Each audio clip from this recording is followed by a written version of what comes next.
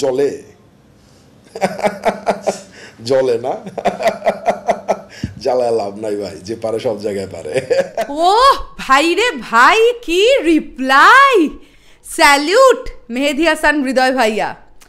এতদিন মুখ বন্ধ করে অনেক কিছু সহ্য করতে হয়েছে, বরবাদের সাকসেসটার জন্য শুধু অপেক্ষাটা ছিল। এখন হৃদয় ভাইয়া না ছেঁচে দেবে পুরো। আমি একটা কথা তোমাদেরকে ভিডিওতে বলেছিলাম, মনে আছে? মেহেদী হাসান হৃদয় কিন্তু ছাড়নেওয়ালা পাবলিক নয়, সবটা মুখ বুঝে সহ্য করেছে। যখন দিতে শুরু করবে ধারে কাছে কাউকে টিকতে দেবে না। কম কথা শুনেছিল? পরিচালক হিসেবে যখন মেহেদী হাসান হৃদয়ের নামটা এলো, প্রথমেই একটা গোষ্ঠী বা দল শুরু করে দিয়েছিল এনার দ্বারা কিচ্ছু হবে না। কি নাটকের নির্মাতার সঙ্গে কাজ করবেন মেগাস্টার শাকিব খান। শাকিব খানের ক্যারিয়ারের সবচাইতে বড় ভুল ডিসিশন মেহেদী হাসান হৃদয়ের ডিরেকশনে কাজ করা। আজকে কোথায় তারা? আরে ভাই কোথায় আপনারা, কোথায় যারা বলেছিলেন এই কথাগুলো? এবং এই বিষয়টা সহ্য করতে করতে একটা সিনেমা এত কিছু বাধা বিপত্তি পেরিয়ে ফাইনালি রিলিজ করে গেছে, এবং ওপরওয়ালার অনেক আশীর্বাদে সিনেমাটা ব্লকবাস্টারের দিকে এগোচ্ছে। তো এই সিনেমাটাকে এখনও রোখবার জন্য বাংলাদেশ চলচ্চিত্র জগতেরই কিছু মানুষজন এই সিনেমাটাকে নিয়ে অপপ্রচার চালিয়ে যাচ্ছেন সোশ্যাল মিডিয়ায় এসে এসে। বিভিন্ন মিডিয়ারা যখন তাদের মুখের সামনে মাইকটা ধরছেন, বুমটা ধরছেন, তারা যা পারছেন বলে যাচ্ছেন। কেউ বলছেন এই সিনেমা দেখে জাতি কি শিখবে, কেউ বলছেন এটা কি হচ্ছে, এই সিনেমার হিরো এরকম নেশা করছে, তাহলে কি হবে। অনেক কিছু ধুইয়ে দিয়েছে একদম। আমি ভিডিও ক্রেডিটটা ডেফিনেটলি দেবো একাত্তর টিভিকে দেওয়া একটি ইন্টারভিউতে মেহেদী হাসান হৃদয় এই কথাগুলো বলেছেন, এবং তিনি যেভাবে রিপ্লাইগুলো করছেন, উই আর ভেরি হ্যাপি। আমার মনে হয় প্রত্যেকজন সাকিবিয়ান ভাইরা বোনেরা তোমাদের এতটাই হ্যাপি হওয়া উচিত। একটা মানুষ সহ্য করতে একটা সময় কিন্তু এসে ধৈর্যের বাঁধটা ভেঙে যায়। সত্যি ধৈর্যের বাঁধটা কিন্তু ভেঙে যায়। আর এখন দর্শক যেভাবে বরবাদকে নিজেদের মতন করে নিয়েছে, যেভাবে দর্শকের এখন বরবাদ দেখবার জন্যে ক্রেজ, যে পরিমাণ আলোচনা, যে পরিমাণ আলাপ এই বরবাদ সিনেমাকে কেন্দ্র করে হচ্ছে, সত্যি তো আর কোনো নেগেটিভিটি বরবাদের ধারে কাছেও আসবে বলে মনে হয়। আর এই রকম প্রপার একটা রিপ্লাই দরকার ছিল ডিরেক্টর মেহেদী হাসান হৃদয়ের কাছ থেকে। বাকি ভিডিওটাতে হৃদয় ভাইয়া কি বলছেন আমরা একটু চট করে শুনবো।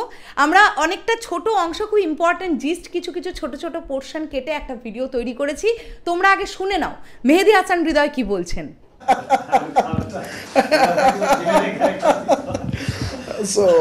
জ্বলতে থাকেন ভাই, আপনারা আমার পিছনে লাগা থাকবেন, আমি আমার কাজ করে ঠিক আমি আমার জায়গায় চলে যাব। আপনারা আমার পিছনে না লাগা, নিজেদের পিছনে লাগা কাজটা করেন, বিশ্বাস করেন আপনারা আমার মতো একটা সিনেমা বানাতে পারবেন। শুধু আমার পিছনে টাইম ওয়েস্ট করে লাভ কি আপনাদের?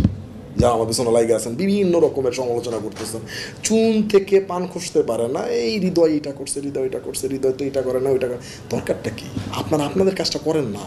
এর পরবর্তী লাইনটা একদম আবারও ডচ মেরেছে, বলছে আমার পিছনে লেগে থেকে কি লাভ, আপনারা নিজেদের পেছনে লাগুন, তাহলে দেখবেন আমার মতন একটা ভালো সিনেমা আপনারাও বানাতে পারবেন।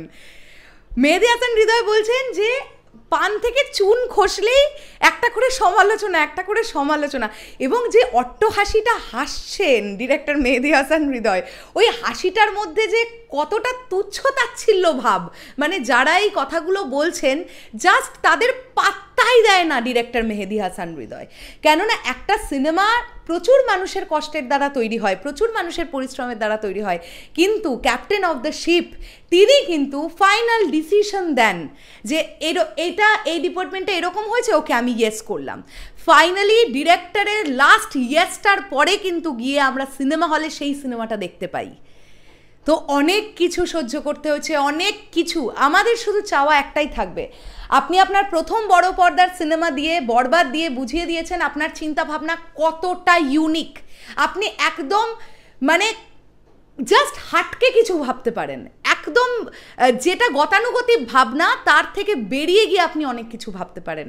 তো হৃদয় ভাইয়ার কাছে অনুরোধ থাকবে, পরবর্তী প্রজেক্টের দিকে নজর থাকবে আমাদের। আপনি আজকে যে ব্যাপারটা যেভাবে ইন্টারভিউটা আজকে দিচ্ছেন, আপনি সমালোচকদের যেভাবে ধুয়ে দিচ্ছেন, এরকম ধোয়াটা আপনাকে চালিয়ে যেতে হবে। তার জন্য দরকার হচ্ছে একের পর এক সিনেমা যখন আপনি আনবেন, আপনি সময় নিয়ে আনুন, আমাদের কোনো তাড়া নেই, কিন্তু যখন আসবে সেটা যেন বরবাদকেও ছাপিয়ে যেতে পারে, এইটা কিন্তু আমাদের চাওয়া থাকবে।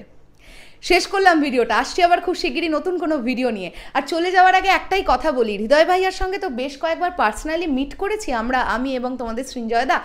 এত ভালো মানুষ আমি অনেক কম দেখেছি, এত ভালো মানুষ, এবং সিনেমাকে যে কতটা ডিফারেন্টভাবে ভাবতে পারেন তিনি, বাংলা সিনেমাকে যে এইভাবে ভাবা যেতে পারে, সেটা ডিরেক্টর মেহেদী হাসান হৃদয়ের সঙ্গে বসে আলোচনা না করলে, তার থিঙ্কিং লেভেল চিন্তাভাবনা না জানলে ফিল করা যাবে না। এত ভালো, এত ভালো। দেখা যাক না, প্রথম ছবিটাতেই তো ছক্কা মেরেছেন, দেখা যাক না পরবর্তীগুলো কেমন হয়। শেষ করলাম ভিডিওটা, আসছি আবার খুব শিগগিরই নতুন কোনো ভিডিও নিয়ে। তাহলে এখনের জন্যে টাটা।